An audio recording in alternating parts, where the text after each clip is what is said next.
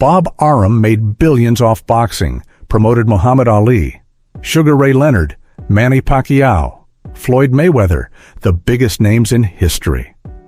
But behind the money, behind the glory, behind the Hall of Fame career, Bob Arum left a trail of hatred. Fighters who smiled in public, hated him in private, champions who made him rich, then spent years trying to destroy him. At 93, Bob Arum finally admits the truth.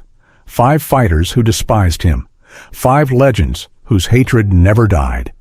This is his confession, the enemies he created, the hatred he earned. Number 5, Oscar De La Hoya, the Golden Boy, the face of boxing in the 1990s, 6-division world champion, Olympic gold medalist, Bob Arum's biggest star until he wasn't. Oscar made me hundreds of millions, Arum admitted. And I made him hundreds of millions. But he hated me for it. 1992. Oscar De La Hoya turned professional. Bob Arum signed him immediately. The golden ticket, a Mexican-American champion who could cross over, good-looking, charismatic, marketable. Arum saw dollar signs. For years it worked. Oscar fought on HBO pay-per-view, sold out arenas, made Arum and himself incredibly wealthy. But behind the scenes, tension grew. Oscar wanted control, Arum said. Control of opponents, control of dates, control of everything. I gave him money. He wanted power.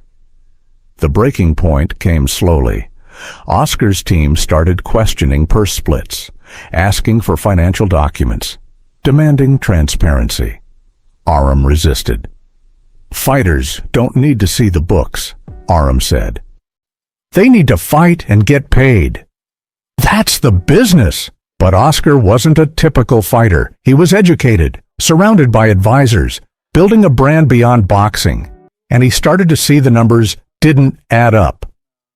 Oscar accused me of stealing, Arum confessed. Not directly, but through his lawyers. Said I was taking too much, hiding revenue. That's when I knew he hated me. 2000, Oscar De La Hoya left Top Rank, started his own promotional company, Golden Boy Promotions, a direct competitor to Bob Arum. When Oscar started Golden Boy, it was personal, Arum admitted. He didn't just want to leave, he wanted to destroy me. Wanted to prove I was a thief, a liar, a parasite. For years, Oscar talked. Interviews about how promoters exploit fighters, how Top Rank took advantage of him, how Bob Arum controlled his career. Every interview Oscar did, he mentioned my name, Arum said, called me old school, outdated, a relic. Said Golden Boy would treat fighters better, said I represented everything wrong with boxing. The hatred became a war.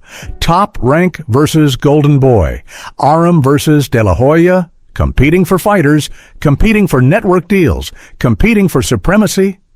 Oscar didn't just hate me, Arum whispered. He made hating me his business model. Years passed. Golden Boy grew, signed champions, competed with Top Rank. Oscar became what he hated, another promoter, another businessman, making the same decisions Arum made. The irony is Oscar became me, Arum said, took the same percentages, made the same deals. But he still hated me for doing it first. In 2023, Oscar appeared on a podcast. Someone asked about Bob Arum. Oscar's face changed. Well, Bob Arum taught me what not to do, Oscar said. How not to treat fighters, how not to do business. I'll never forgive what he did to my career. When Arum heard the interview, he laughed, not from joy, from recognition. Oscar made $200 million boxing, Arum said quietly. I helped make him a star, a legend, a Hall of Famer, and he hates me for it. That tells you everything about this business. Oscar De La Hoya, the Golden Boy who became a promoter to escape his promoter, the champion who hated Bob Arum enough to become him. Number 5, the hatred that built an empire. Number 4, Terence Crawford, the modern champion, undisputed, undefeated, pound-for-pound king, and the fighter who sued Bob Arum to escape. Terence Crawford hated me differently, Arum said. Not loud, not public. Cold. 2011. Terence Crawford signed with Top Rank. Young, hungry, loyal. For years, Crawford trusted Arum completely. Fought on HBO, then ESPN. Won titles in 3 divisions. Became one of the best fighters in the world. But the biggest fights never happened. Terence wanted Errol Spence, Arum admitted. Wanted Keith Thurman. Wanted Sean Porter. I couldn't make those fights. The problem was simple. Spence fought for PBC, Al Haymon's company, Arum's rival. Making Crawford versus Spence meant negotiating with the enemy. Arum refused. I told Terence to be patient, Arum said. Said we'd build him up, make him a star first. Then the super fight would come. Crawford waited. 2018, nothing. 2019, nothing. 2020, nothing. 3 years of tune-ups, easy opponents, small pay-per-views. Crawford's prime slipping away. By 2021, Terence stopped talking to me, Arum confessed. Wouldn't take my calls, communicated through lawyers. That's when I knew it was over. Crawford's team started speaking publicly. Criticized Top Rank's promotional efforts. Said Arum was protecting his investment instead of making big fights. Said Crawford was being held hostage. Terence never yelled, Arum said, never called me names publicly. But his team made it clear he hated what I did to his career. 2021. Crawford's contract expired. He didn't re-sign, became a free agent, left Top Rank without a word.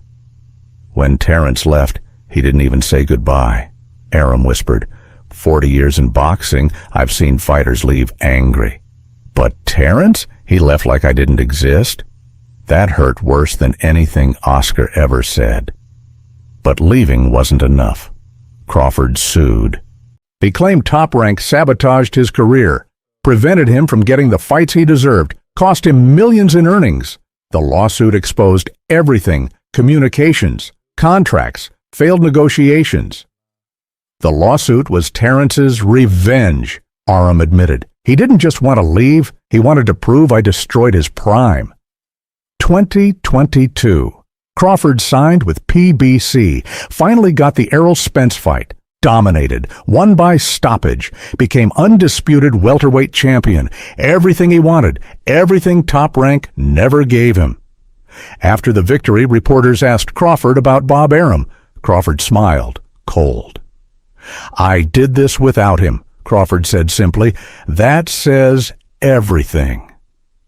Arum watched the interview, saw Crawford celebrate, saw the undisputed belts, saw the vindication. Terence proved I was wrong, Arum said quietly. He got the fight. Won the fight, became undisputed. And he made sure everyone knew I held him back. The lawsuit eventually settled.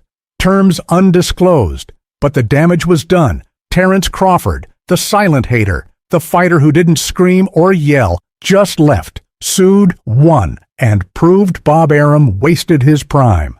Oscar hated me loud, Arum said. Terence hated me quiet. The quiet hatred, that's the one that destroys your legacy. Number 4, the hatred that came with cold revenge. Number 3, Floyd Mayweather.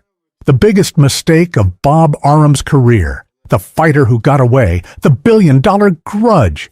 Floyd Mayweather hates me more than anyone alive, Arum said, and I gave him every reason. 1996. Floyd Mayweather Jr. signed with Top Rank. Fresh off Olympic bronze, talented, arrogant, destined for greatness. Bob Arum saw potential. But not superstar potential. I underestimated Floyd, Arum admitted. Thought he was too small, too defensive, too boring. I was wrong about everything. For years, Arum promoted Floyd, but never as the A-side, never as the main event. Floyd fought on undercards, made decent money, but not star money. Floyd would ask for bigger fights, Arum said. I'd tell him to be patient, develop his style, build his resume first. Floyd waited, but resentment grew. He watched Oscar de la Hoya get millions, watched other fighters get pay-per-view, while he fought for six figures. Floyd started calling me a racist, Arum confessed, said I promoted white and Latino fighters better, said I gave Oscar everything and gave him scraps. The accusations stung because they had truth. Oscar sold tickets, had charisma, had the look. How Floyd was brilliant in the ring, but quiet outside it. Didn't sell, didn't excite casual fans. Arum prioritized money over talent. 2006, Floyd's contract expired. He left Top Rank immediately, started his own promotional company, Mayweather Promotions, and never looked back. When Floyd left, he was different than Oscar, Arum said. Oscar wanted to compete with me. Floyd wanted to erase me. Floyd's first move? Fight Oscar de la Hoya. May 2007, the biggest pay-per-view in history at the time. Floyd won, made $25 million, more than he made in his entire top-ranked career. Floyd made that fight to prove a point, Arum whispered, that he was the star, not Oscar, and that I was an idiot for not seeing it.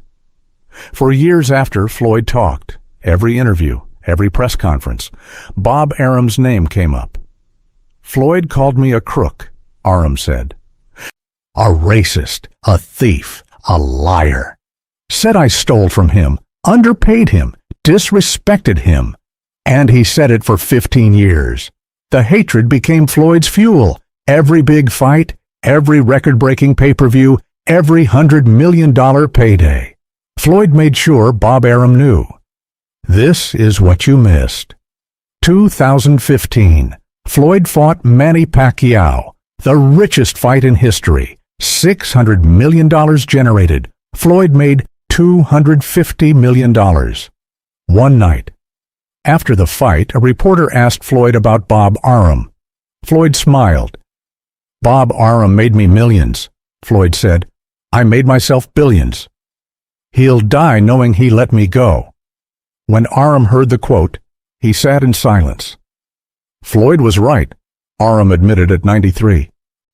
I had the greatest fighter of this generation, and I treated him like a B-side. He hates me because I didn't see his greatness, and I hate myself for the same reason. Floyd Mayweather, 0 losses in the ring. 1 victory Bob Arum never got over. The fighter who became a billion-dollar empire, while Arum watched from the sidelines. Floyd doesn't just hate me, Arum said. He erased me from his story. That's the worst kind of hatred, the kind where you become irrelevant. Number 3, the hatred worth $1 billion. Bob Arum made billions from boxing, but he created enemies along the way. Oscar de la Hoya hated him enough to become a promoter. Terence Crawford hated him enough to sue. Floyd Mayweather hated him enough to erase him from history. 3 fighters, 3 different hatreds, 2 more names still coming. Which fighter do you think had the most justified hatred? Drop your answer in the comments below. And if you want more untold stories about boxing's most controversial figures, hit subscribe. Because at 93, Bob Arum is finally telling the truth. The enemies he made, the hatred he earned.